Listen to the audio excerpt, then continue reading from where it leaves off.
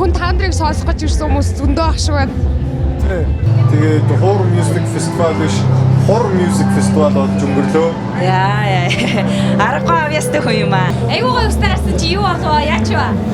Тэгээд мороо бас хүссэн шиг байсан гэдэг. Аа мудаг нь урсаад байхгүй болчихлоо. Хизээж төсөөлөөгүй тийм хамтрал хүмүүстэй хамтарсан байгаа. За юу яцгаана бүгдэнд нь орой мэндийг хүргэе. Volume Plus, Petrona Plus News Entertainment мэдээлэл хөтөлбөрийн маань шинэхэн дугаар, шинэхэн мэдээллүүдээр та нарт яг одоо үргэлжлэн хүрсээр байна. За тэгэхээр өнөөдөр өдөр 17 цагийн Plus News Entertainment мэдээлэл хөтөлбөрөөр хідүүлээ XMF 2019 хөгжмийн фестивалийн тайзны 19 хэсэг дээр хийсэн уран бүтээлчдийн ярилцлагыг бол хамтдаа сонирхсан байгаа. Тэгвэл яг одоо би та нарт тус ярилцлагын үргэлжлэлийг нь бас хүргэж байна. Хідүүлээ хамтдаа сонирхоод иргэд болцсон. За hi guys, Volume Plus цацсан. Яг одоо би Хуур Music Festival-ийн артлын тайзны Volume Plus-ийн асар дотор инэрлэг хажуудаас суулгацсан. Одоо та бүхэнтэйгээ уулзуулж байна. За сайн байна уу? Юу байна? Тайванда юу яцгаанда сайн байцгаана уу?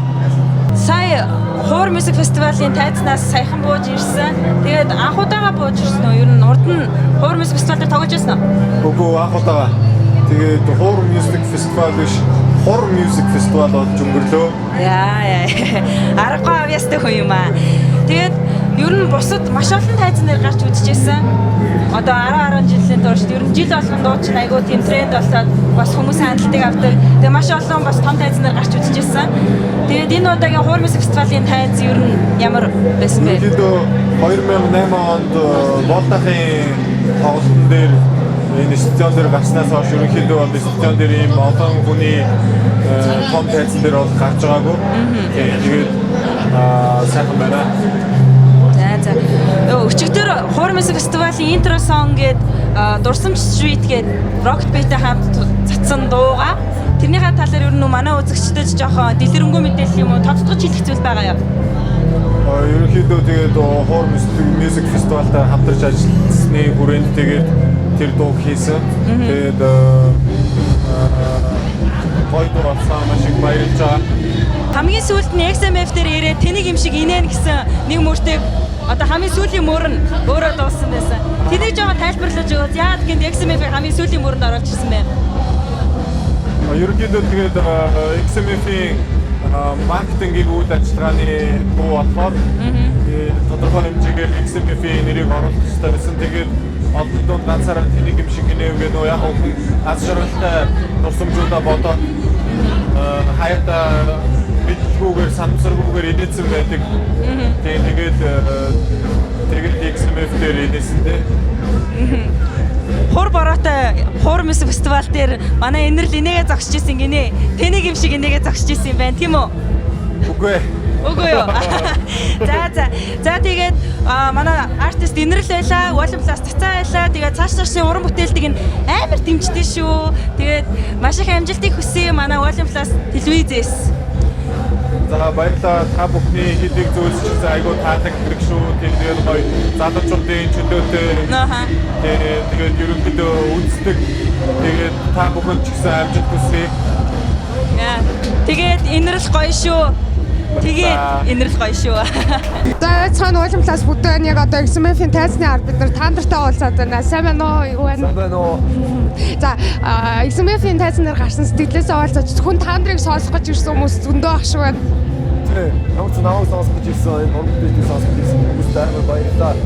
Сайн гоё байлаа.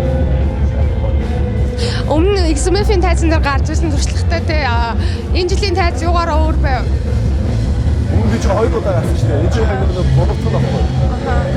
Тэгээд за энэ жилийн үед юм бол илүү одоо нэг чанга хөгжмийн хувьд хүмүүсийн хувьд гарч байгаа одоо фестивал хувьд дуунуудаа орж ирсэн яриа сайн дуунуудаа орсон байгаа. Ерөнхийдөө бас дайггүй бэлдсэн. За та нарын хувьд дуунууд нь гарсан найруудаа маш өндөр хандлтыг авч чаддаг, маш нөлөө бүхий артист болсон байгаа шүү дээ. Тэгээ нөгөө цомгоо нэлээд удаан тийсэрдээд байгаа шүү дээ. Цомгийнхаа талаар яриач.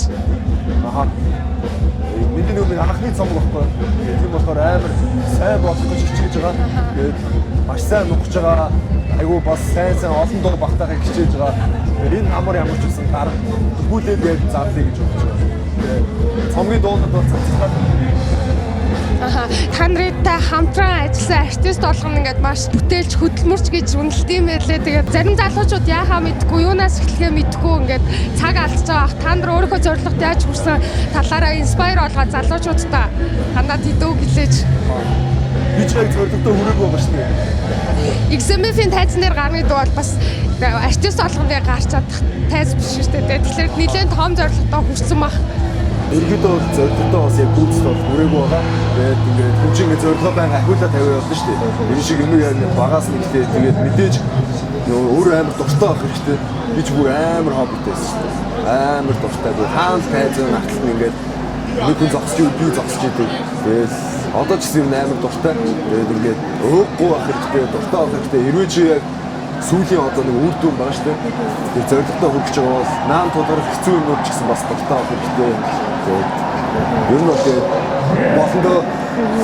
болондоо. За баярлалаа танд амжилт хүсье. Уулзмалаас танд хайртай шүү. Баярлалаа. Тэгээд хүмүүст баярлалаа. Амжилт хүсье.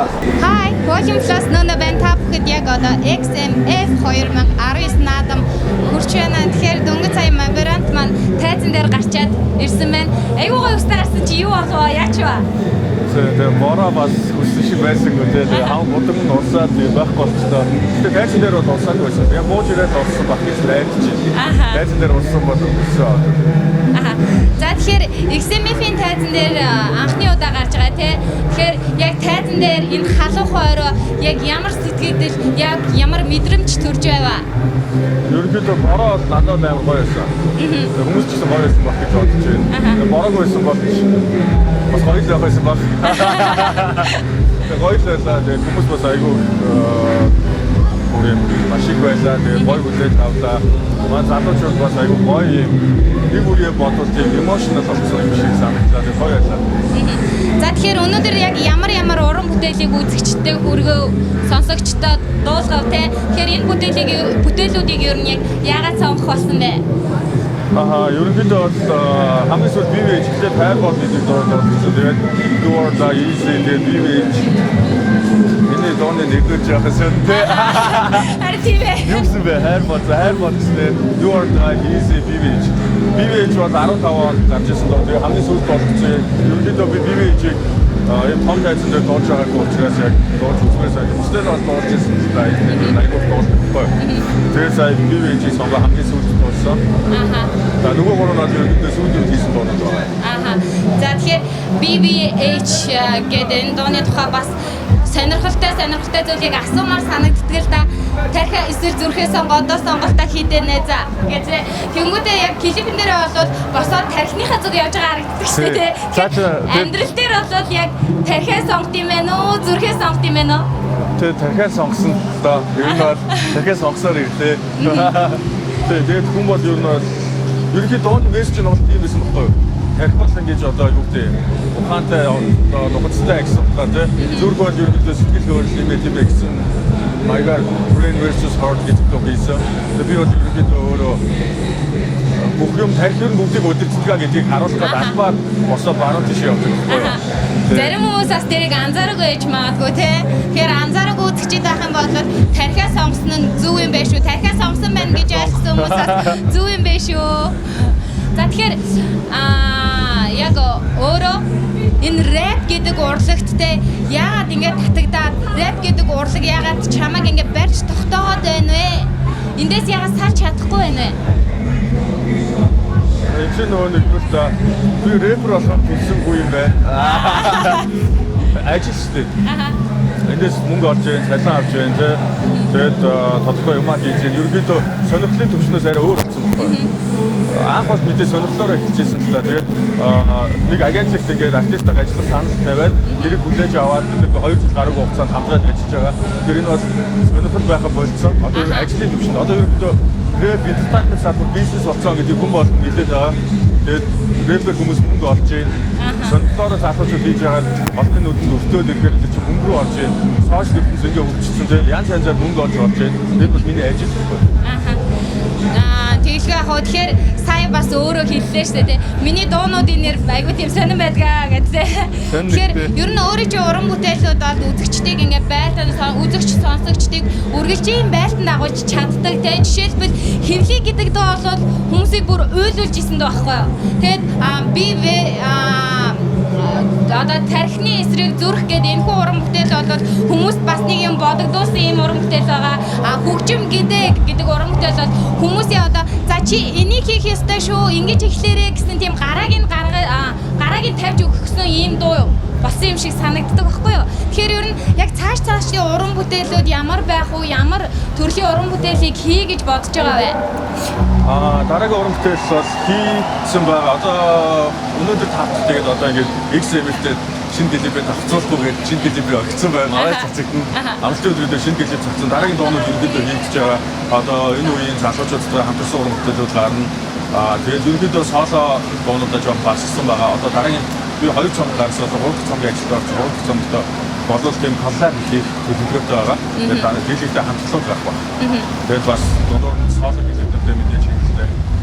Тэгээд цаг бүртээ хийгээл харуулъя тий.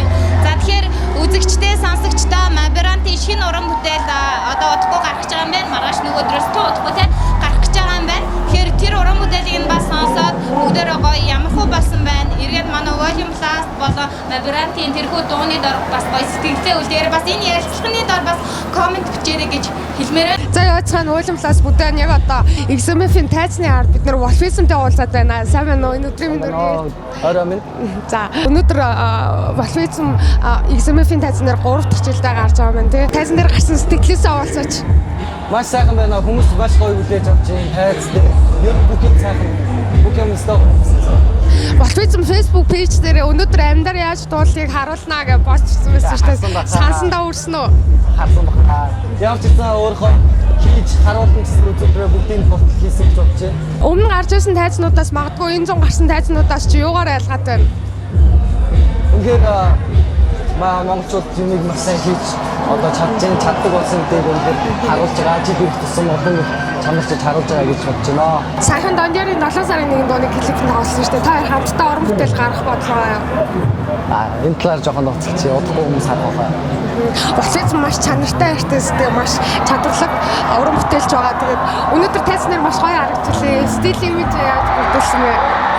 Стил имиж би ерөнхийдөө өөрөө өдөр тутамдаа хэрнээ харуулсан дуртай. Тэгээд ерөнхийдөө миний хийж байгаа хоцны брэнд ч гэсэн одоо брэнд харан хадгалж байгаа. За 2019 оны үлдсэн хугацаанд фэнүүдтэй ямар бэлэг барих гэж байна? Би 19 онд 2 сарын 15 төрсөн өдрөөрөө 2 дахь цомгоо гаргасан. Одоо олон нийтэд хүргэж амжаагүй маш олон дуу байгаа. Маш олон хамтлагууд бас хийгдсэн байгаа. Одоо та бүхэн өсвөлээс хамтлагууд хийгдсэн байгаа. Маш сонирхолтой хизээж төсөөлөөгүй тийм хамтлаг хүмүүстэй хамтарсан байгаа. Тэгээд одоо клипүүдийн ажил одоо ингээд орчихсон юм чинь. За баярлалаа тэнд амжилт хүсье. Уран бүтээлийн амжилт хүсье. Баярлалаа. За та бүхэнд бас баяр хүргэе. Үнэхээр гоё ажиллаж байгаа. Би бас дэмжиж шүү. Бүгд амжилт хүсье. За тэгээд бидний хийсэн ярилцлагууд бас та нарт таалагдсан байх гэж найдаж байна. Тэгээд уран бүтээлчдийн талаар шинэхэн гой мэдээллүүдийг нь бас хүргэж чадсан байх. Тэгээд өдөр болгоны 17 болоо 21 цаг 10 минутанд хүрдэг Plus News Entertainment мэдээлэл хөтөлбөрийн шинэхэн дугаарыг хүргэлээ. Тэгээд бид нартай хамт байдагт баярлалаа. Тэгээд манай Facebook, Instagram, YouTube дээрх Volume Plus TV гэсэн хаягуудыг дагаарай. Volume Plus Petrella баярлалаа.